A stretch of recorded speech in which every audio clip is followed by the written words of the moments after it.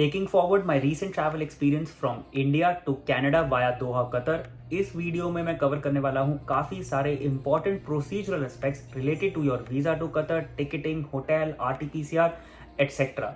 और ये सारे एस्पेक्ट्स आपको हेल्प करेंगे बेटर प्लान करने में। एंड मुझे काफ़ी सारे क्वेश्चंस और कंसर्न्स आए मेरी पिछली वीडियो में, मैंने उन सब को भी ट्राई किया है इस वीडियो में कवर करने का। अगर फिर भी कुछ रह जाता है तो feel free to drop in your comments or DM and I'll try to cover those in the upcoming videos. So let's look at all those important aspects to help you plan better. Point 1. Visa to Qatar. Qatar Indian passport holders को देता है visa on arrival, यानी आपको land करते ही मिल जाएगा tourist visa, ना कि कोई ट्रांजिट वीजा। इसके लिए ना तो आपको कोई US वीजा चाहिए ना कनेडियन वीजा।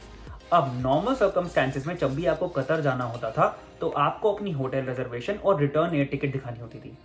बट यहाँ पे एक छोटा सा चेंज आ गया है बिकॉज ऑफ कोविड। अब आपको सीधा लैंड करते ही टूरिस्ट वीजा तो मिलेगा, बट उसके लिए आपको एक प्री अप्रूवल लेना होगा थ्रू एतराज।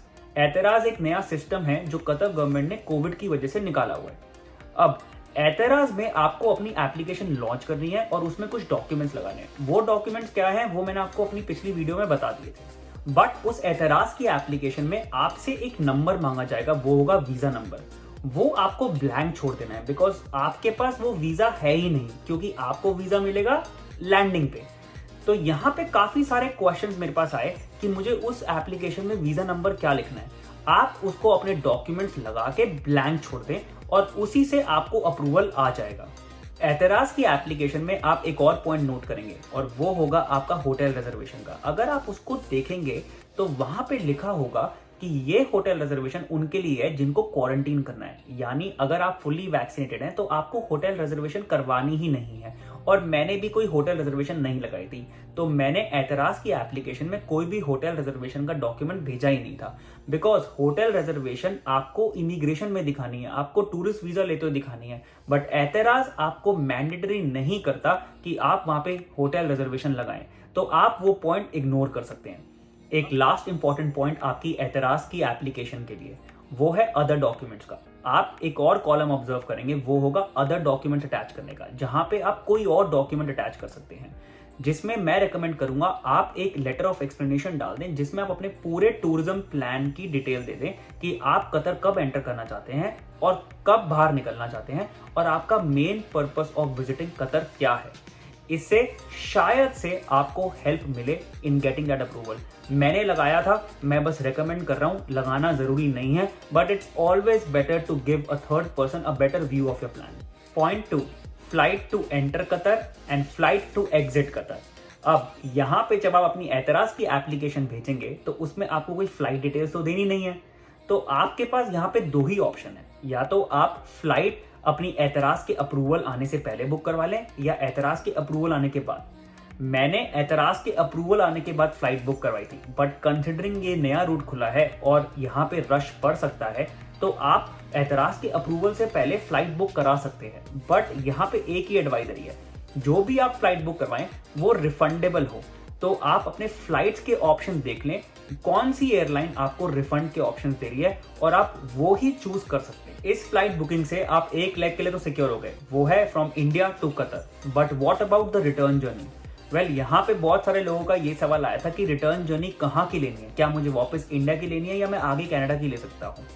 आपको जो रिटर्न टिकट लेनी है फ्रॉम कतर यानी फ्लाइट टू एग्जिट कतर, वो आप कनाडा की आराम से ले सकते हैं। कतर टू कनाडा की टिकट के लिए मैं बोलूंगा पॉज अ बिट। आप वो टिकट तब तक कंफर्म मत करना जब तक आपको ये क्लैरिटी नहीं मिलती कि आपका इंडिया से कतर तक का लेग सर्टेन है। मैंने अपने केस में क्या किया था कि मैंने इंडिया में एयरपोर्ट जाने से जस्ट पहले अपनी कतर टू कनाडा की टिकट बुक करवाई थी, क्योंकि एयर कनाडा काफी इंटरेस्टिंग ऑफरिंग देता है और वो है कि अगर आप अपनी ticket with in 24 hours cancel करते हैं तो आपको फुल रिफंड मिलता है। मैंने उसी टिकट के बेसिस पे अपना इंडिया से इमिग्रेशन करवा लिया था और कतर जाके जब मेरी रिपोर्ट थोड़ी सी डिले हुई और मेरे पास वो बफर टाइम था, तो मैंने अपनी टिकट कैंसिल करके पूरा रिफंड ले लिया था। कतर से कनाडा की टिकट तो आप कतर जाके भी रीबुक करवा सकते हैं ना। तो यहाँ पे अगर गलती से आपकी कोविड टेस्ट रिपोर्ट डिले हो गई या टाइम से नहीं मिली या गलती से पॉजिटिव आ गया, जो मैं होप करता हूँ कि वो ना आए, but you never know, you need to be prepared for all the uncertainties.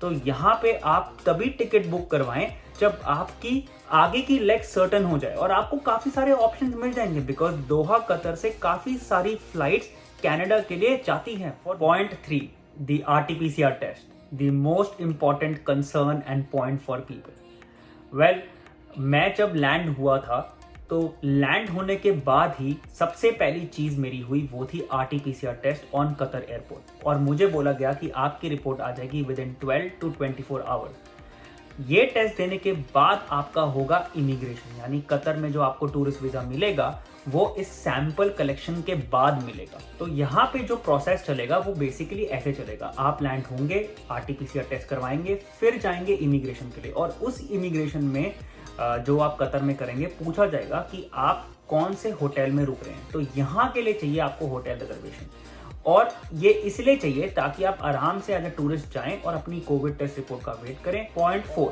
Covid test report. इस पूरी ट्रैवल जर्नी का सबसे बड़ा चैलेंजिंग पार्ट था मेरे लिए, वो था कोविड टेस्ट रिपोर्ट लेना, बिकॉज क्लैरिटी नहीं थी कि वो रिपोर्ट मिलेगी कहाँ से। बिकॉज जब मैंने एयरपोर्ट पे टेस्ट करवाया, मुझे बोला 12 to 24 आवर्स के बीच में आपको एक मैसेज आएगा जिसमें आपका डिसीजन लिखा होगा, और उस मैसेज में एक नंबर अलॉट होगा आपको।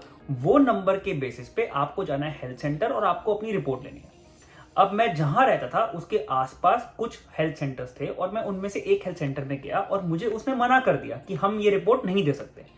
फिर मैं दूसरे हेल्थ सेंटर में गया तो वहां जाके मुझे काइंड ऑफ एक सोल्यूशन मिला कि मुझे रिपोर्ट लेनी कहां से, और वो रिपोर्ट मुझे मिली फाइनली हमद जनरल हॉस्पिटल से। बट यहाँ पे मेरी एक एडवाइजरी है, please don't follow my words here, because मैंने शायद से ये फ्लूक में रिपोर्ट निकलवा ली थी, बिकॉज मैं गलती से धक्के खाते खाते दूसरे तीसरे सेंटर में पहुंच के वो रिपोर्ट मुझे कहीं से मिल गई, क्योंकि वो क्लैरिटी ही नहीं थी। तो इसलिए मैं ये रिकमेंड करूंगा, मेरी ये एडवाइजरी है कि आप एयरपोर्ट पे जो आपको ये सारी इंफॉर्मेशन दे रहा है उससे एग्जैक्टली लिखवा ले अपनी लोकेशन के हिसाब से कि ये रिपोर्ट मुझे कहाँ मिलेगी। बिकॉज मेरे को तो पता नहीं था, मैं तो अंदर इमिग्रेट करके चला गया और मुझे इसने जो बोला था सैंपल कलेक्ट करने वाले ने कि आपकी रिपोर्ट हेल्थ सेंटर में मिलेगी, तो मैं उसी हिसाब से फॉलो करते करते पहुंच गया। बट मुझे वहां पहुंच के ये चैलेंज समझ आया। तो मैं आपको सिर्फ एक एक फीडबैक देना चाहता हूँ कि अगर आप जब अपना सैंपल दे रहे हैं एयरपोर्ट पे, तो आप उससे बोल दें कि मेरी ये लोकेशन है, इसके पास आप मुझे एक हेल्थ सेंटर बता दो जो मुझे रिपोर्ट देगा, और प्लीज मुझे कंफर्म कर दो, I mean take that in writing और व्हाटएवर। बिकॉज अगर किसी हेल्थ सेंटर ने आपको मना कर दिया तो आपको रिपोर्ट फिर जनरल हॉस्पिटल जाके मिलेगी, आपको शायद से डॉक्टर को कंसल्ट करना पड़े। सो वो एक चैलेंज था जो मैंने फेस किया। और सबसे बड़ा यहाँ पे स्ट्रेस पॉइंट इसलिए भी था बिकॉज ईद का टाइम था।